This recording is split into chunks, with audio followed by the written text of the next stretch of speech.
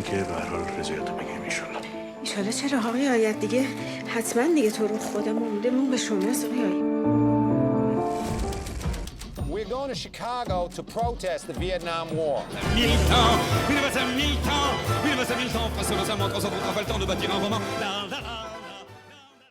Hello and welcome to our weekly film show. We're joined by our critic Lisa Nesselson from her home in Paris. Hello, Lisa. Now, in the absence of major Hollywood films, French cinemas are offering world cinema. A noteworthy example is Yalda, A Night for Forgiveness. It's an Iranian film made possible by French producers and inspired by reality TV. It won the Grand Jury Prize in Sundance. Tell us more, Lisa.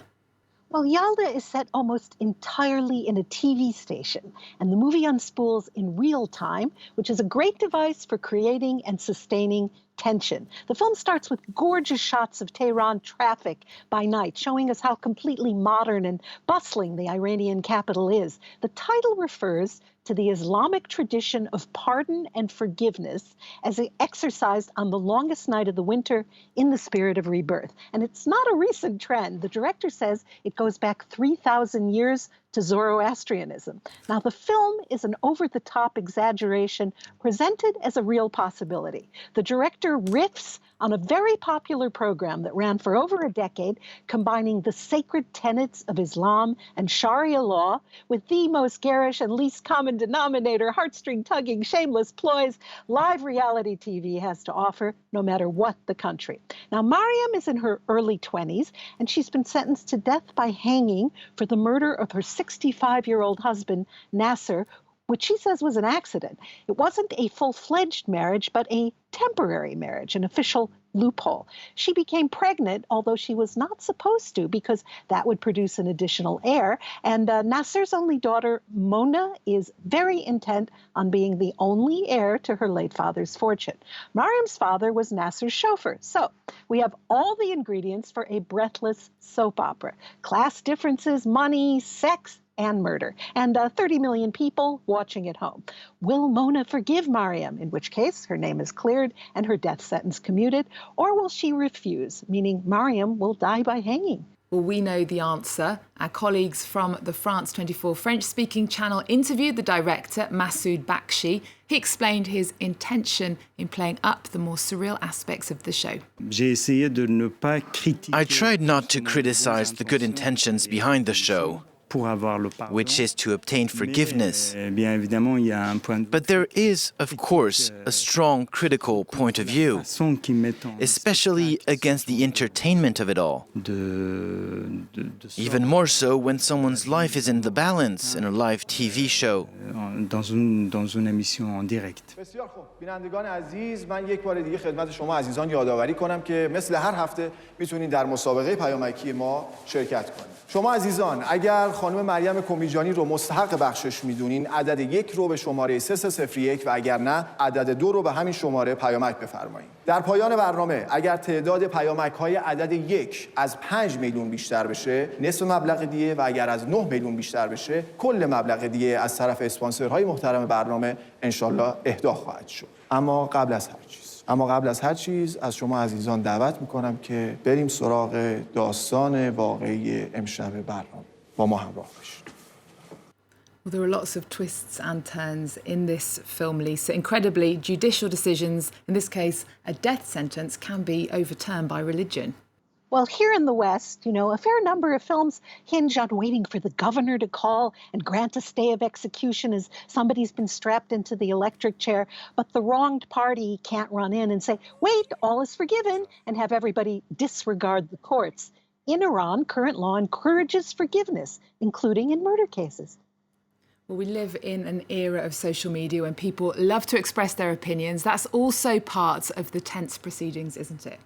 Well, what better way to update ancient teachings and hook viewers than by soliciting text messages? So as the host explains, if 6 million viewers vote for forgiveness, the show's sponsor will pay half of the death reparations bounty, a handsome sum. But if 13 million viewers weigh in via text, well, the sponsor will pay the entire amount. If Mona wants the money more than she wants Mariam dead, then she'll have to say she forgives her. Will she or won't she?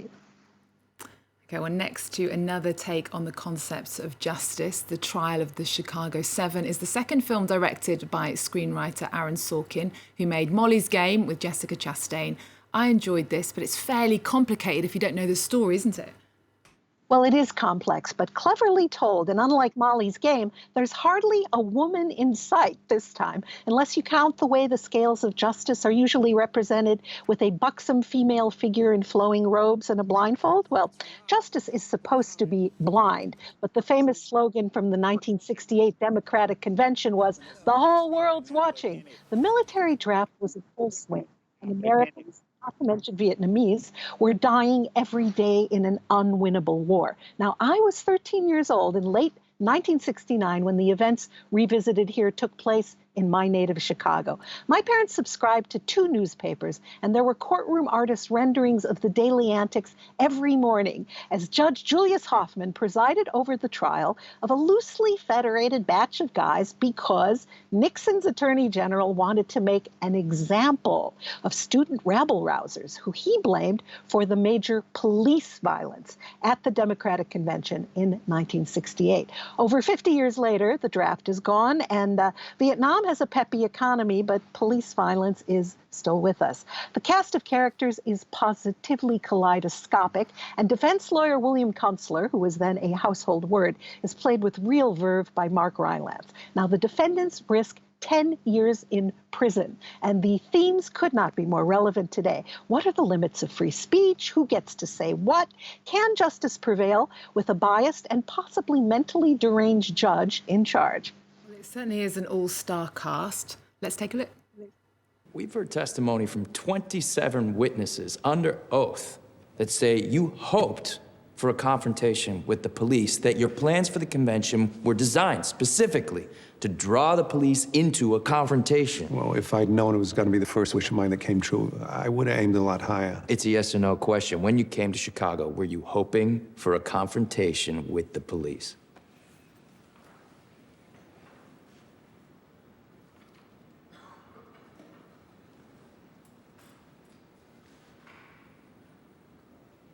I'm concerned you have to think about it.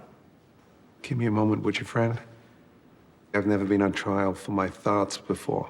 Now, there are lots of elements to juggle here, Lisa, and Aaron Sorkin does pull it off, doesn't he? This is unquestionably one of the best films of the year thus far. Sorkin is known for sharp dialogue. He wrote A Few Good Men and The Social Network, and the zingers are very much in evidence. When Sorkin set out to write and direct this, he couldn't have known that an absolutely crucial real-life judicial drama would be underway this week, the U.S. Senate hearings to confirm ultra-conservative Amy Coney Barrett to the Supreme Court. Now, this is the highest court in the land, and it's a lifetime appointment. They were the ones who broke the recount deadlock by deciding that George W. Bush and not Al Gore had won the presidency 20 years ago. Something similar could happen after the U.S. election day on November 3rd, and Donald Trump has basically come out and said that he needs friends on the Supreme Court. Who's on the bench matters. The trial of the Chicago 7 with a different judge could only have been very different. And I'm sure you absolutely love seeing your native hometown, Chicago, in the 1960s as well. So that certainly helped your enjoyment. The film begins its run on Netflix in France this week. Now next, although COVID-19 cases are on the rise here in France, the Lumiere Festival in Lyon, which celebrates the history of cinema, is underway until the 18th of October. This is a highly regarded celebration of film here in France. Well, this is a very strong symbol of how much a part of life the cinema is here in France. Now, the Lumiere brothers, who presented the first public showing of motion pictures 125 years ago on December 28, 1895, at the Grand Café here in Paris, had a photographic business in Lyon.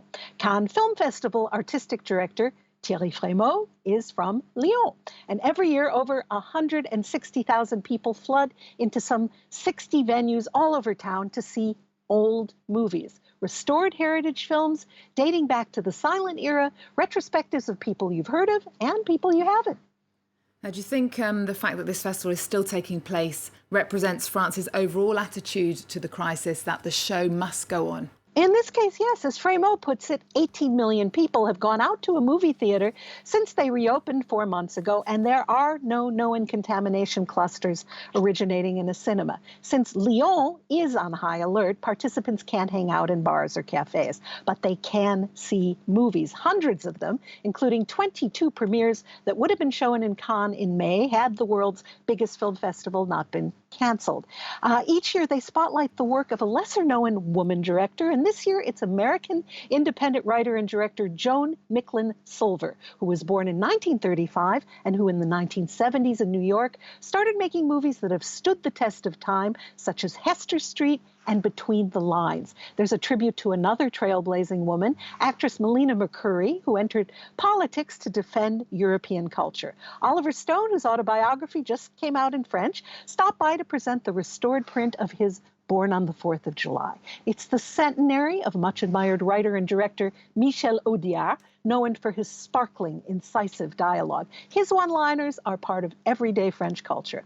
They hold a popular fair for French DVD producers to show off their wares. French DVD packaging is an art form. Yes, streaming is popular, but French people still buy DVDs, especially in special collector's editions.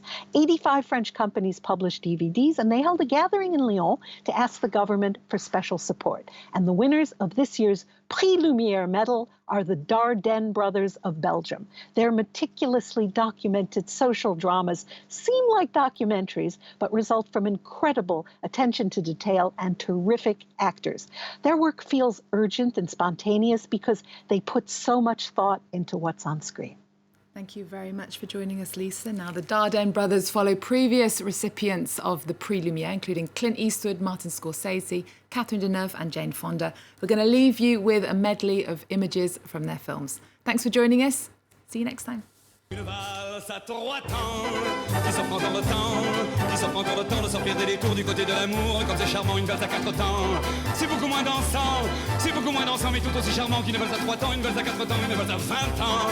C'est beaucoup plus troublant, mais beaucoup plus charmant qu'une valse à 3 temps, une valse à 20 ans, une valse à 100 ans, une valse à 100 ans, une valse à 100 ans. À chaque carrefour n'en parlait que l'amour rafraîchit au printemps, une valse à 1000 ans, une valse à 1000 ans, une valse à 1000 ans de passion des 20 ans pour que tu aies 20 ans et pour que j'ai 20 ans, une valse à 1000 ans. Une valse à 1000 ans, une valse à 1000 ans, façonne sa montre, on s'en fout, on fait le temps de bâtir un roman.